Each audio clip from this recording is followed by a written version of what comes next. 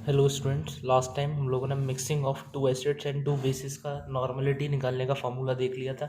N total is equals to N1V1 plus N2V2 upon V1 plus V2। ठीक है, ये non reacting थे क्योंकि दो एसिड कभी भी आपस में रिएक्ट नहीं करते हैं और दो बेस कभी भी आपस में रिएक्ट नहीं करते। अब हम लोग नॉर्मेलिटी निकालना सीख रहे हैं। ठीक है, ऐसे मिक्सचर का, एक ऐसे सॉल्यूशन का जो आपस में क्या है, रिएक्टिंग नेचर के हैं। ठीक है, तो रिएक्ट करने के लिए हमें एक एसिड लेना पड़ता है और एक बेस लेना पड़ता है। तो हम लोग मिक्सिंग कर रहे हैं यहाँ पर वन एसिड की वन बेस की, यानी कि हम लोग जानते हैं जब एसिड बेस से क्या करता है, हमारा रिएक्ट करता है, there is a formation of salt, और वहां पर किसका फॉर्मेशन हो जाता है, सॉल्ट का, विच में भी न्यूट्रल। ठीक है, न्यूट्रल भी हो सकता है और एसिडिक बेसिक कैसा भी हो सकता है। तो एसिड बेस रिएक्ट करते हैं और यहाँ पर एक होता है हमारा सॉल्ट, और इस रिएक्शन को हम लोग क्या कहते हैं, न्यूट्रलाइजेशन रिएक्शन, क्योंकि एसिड और बेस अपने एक दूसरे के इफेक्ट को करते हैं, नलीफाई करते हैं, कैंसिल करते हैं। तो एसिड और बेस जब आपस में रिएक्ट करेंगे तो क्या बनेंगे हमारे यहाँ पर, सॉल्ट। जब भी एसिड बेस आपस में रिएक्ट करते हैं तो हम लोग कहते हैं कि एक मोल एसिड एक मोल बेस के साथ रिएक्ट किया तो एक मोल सॉल्ट बना। दो मोल एसिड लिया अगर मान लो हमने, और एक मोल क्या लिया, बेस लिया। ठीक है, तो यहाँ पर सॉल्ट जो होगा वो एक मोल ही फॉर्म होगा, क्योंकि एक मोल एसिड लेफ्ट रह जाएगा क्योंकि एल बेस था। इस चीज़ को हम लोग जानते हैं। तो उसी कॉन्सेप्ट से हम लोग यहाँ पर क्या निकालेंगे, मिली इक्विवेलेंट्स निकालेंगे। हम लोग क्या निकालेंगे, मिली इक्विवेलेंट्स। पहले मिली इक्विवेलेंट हम लोग एसिड के निकालेंगे और फिर बाद में मिली इक्विवेलेंट किसके देखेंगे हम लोग, बेस के। ठीक है, मिली इक्विवेलेंट्स को हम लोग क्या करेंगे, कंपेयर करेंगे। तो मिली इक्विवेलेंट्स निकालने के लिए मैंने फॉर्मूला आपको बता रखा है। सपोज एक सॉल्यूशन है, ये इसकी मोलरिटी M1 दिया हुआ है और वॉल्यूम इसका V1 दिया हुआ है। एक ये सॉल्यूशन है, इसकी मोलरिटी M2 दी हुई है और वॉल्यूम क्या दिया हुआ है, V2। इसके जो मिली इक्विवेलेंट है, सपोज ये एसिड है हमारा, ठीक है, और ये जो सॉल्यूशन है वो क्या है, हमारा बेस है। तो इसके जो मिली इक्विवेलेंट होंगे वो क्या होंगे, M1V1, हम लोग फॉर्मूला जानते हैं। ये एसिड के क्या हो गए, मिली इक्विवेलेंट हो गए, और ये क्या हो गए, हमारे बेस के मिली इक्विवेलेंट्स। ठीक है, अब इन दोनों को हमने क्या कर दिया, मिक्स कर दिया और एक सॉल्यूशन प्रिपेयर कर लिया जो एसिड और बेस से मिलकर के बना है। और इस सॉल्यूशन की जो फॉर्म हुआ है इन दोनों के मिक्सचर से, इसकी टोटल नॉर्मेलिटी हमें क्या करनी है, निकालनी।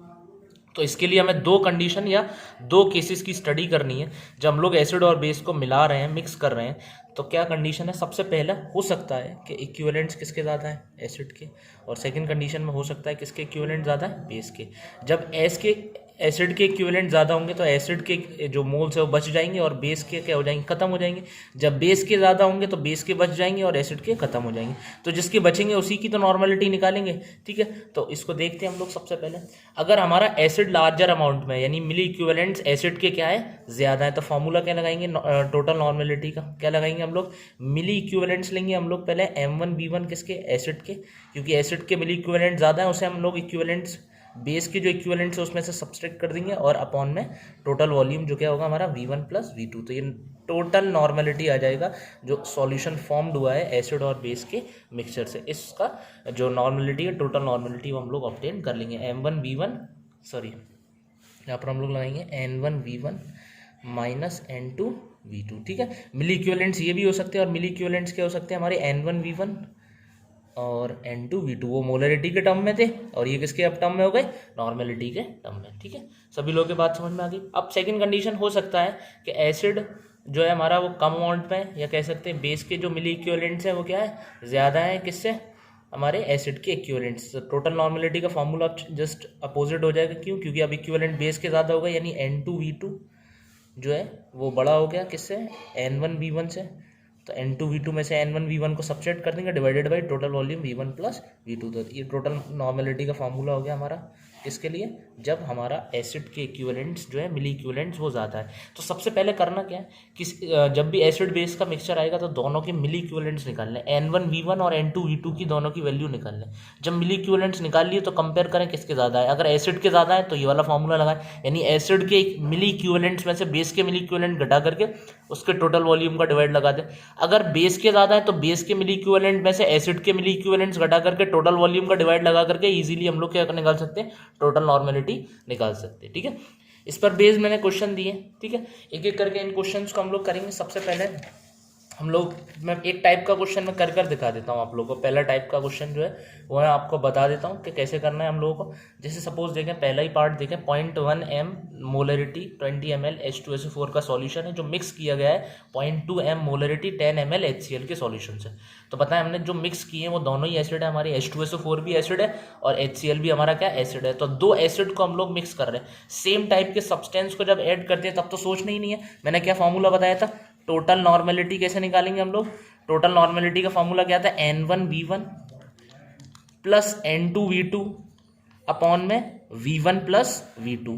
तो N1 is the molarity of the first one, normality of the first one. Normality क्या है हमारा 0.1, और नॉर्मेलिटी कैसे निकालेंगे हम लोग, सॉरी मोलरिटी कितना 0.1, तो नॉर्मेलिटी कैसे निकालेंगे, मोलरिटी इंटू एक्स फैक्टर और एन फैक्टर। और एन फैक्टर यहाँ पर देखें H2SO4 का कितना है 2 है, इंटू वॉल्यूम V1 वॉल्यूम कितना है हमारा 20 ml। ठीक है, इसके बाद हम लोग बात कर लेते हैं अगला जो नॉर्मेलिटी है। अगला नॉर्मेलिटी कैसे निकालेंगे, molarity into N factor. N factor का वैल्यू 1 है हमारा यहाँ पर, क्योंकि HCl में कितना एक ही H पॉजिटिव मिलेगा यहाँ पर।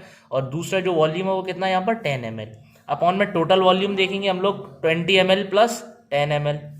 तो यहाँ पर जब सॉल्व करेंगे तो 2 2 4 और 0.1 का करेंगे यहाँ पर हम लोग देखेंगे तो 2 आ जाएगा यहाँ पर हमारा, अपॉन में कितना आ जाएगा 30।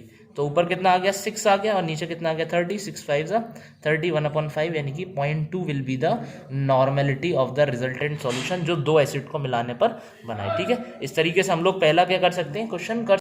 इसके बाद हम लोग देखें अगला क्वेश्चन करते हैं। जब हमने मिक्स किया है NaOH को किसके साथ, एसिड के साथ, यानी H2SO4 हमारा यहाँ पर एसिड है और NaOH को हमने मिक्स किया है एसिड के साथ।